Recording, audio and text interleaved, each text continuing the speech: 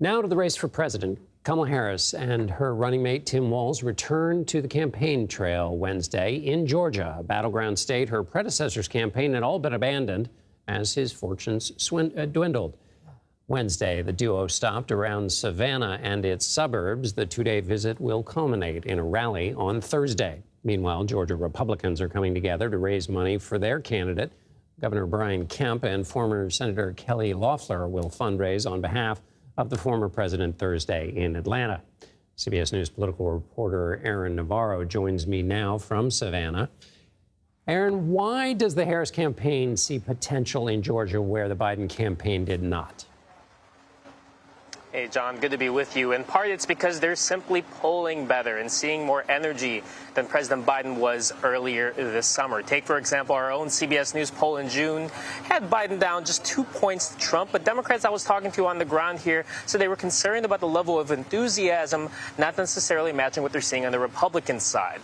The inverse is happening now. Democrats I talked to today. Harris is tied with Trump in our latest CBS News poll here in Georgia. The Democratic Party chair, Aaron Whiteley, I talked to him earlier today, said that he's seeing a lot of momentum among not just Generation Z voters, but millennial voters. The chair himself is a millennial, 40 years old, and said that he's been seeing more engagement with them, not just on the ground, but on social media, and noted that social media is playing a heightened role this cycle in terms of where people are getting their information compared to past cycles.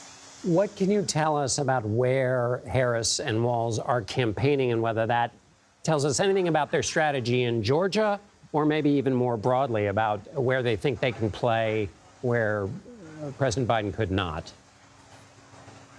Yeah, so they were going to come here regardless. They had postponed a trip due to Hurricane Debbie to Savannah, but they argued that they are going to play in the rural counties. They have an office in Valdosta, which is in a county that Biden lost by just 5,000 points, but more of a rural suburban county outside of here in Savannah. And it shows that they're not necessarily taking any vote for granted, Democrats argued. They have 7 offices specifically in southern Georgia, and Democrats I've talked to here say that that shows there's a real investment and not just playing to win counties, but cut into Trump's lead in some more rural counties or competitive counties.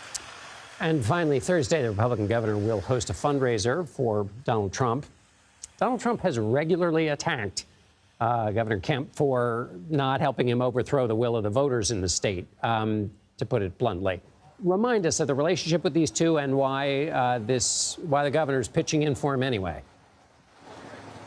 Well, it's not just, the 2020 election denialism, but also the Fulton County indictments against Trump. He has found ire with Brian Kemp, saying that he was, quote, disloyal during an August rally. But they're starting to show a little bit of unity leading into this Thursday fundraiser. An advisor for Kemp said that Trump's policies will help him win the state of Georgia. Trump responded saying, together we will, quote, make America great again. But it's important, and it's a fascinating political dynamic, especially considering Kemp throttled Trump's back primary challenger to Kemp in 2022. Kemp won that primary by close to 50 points.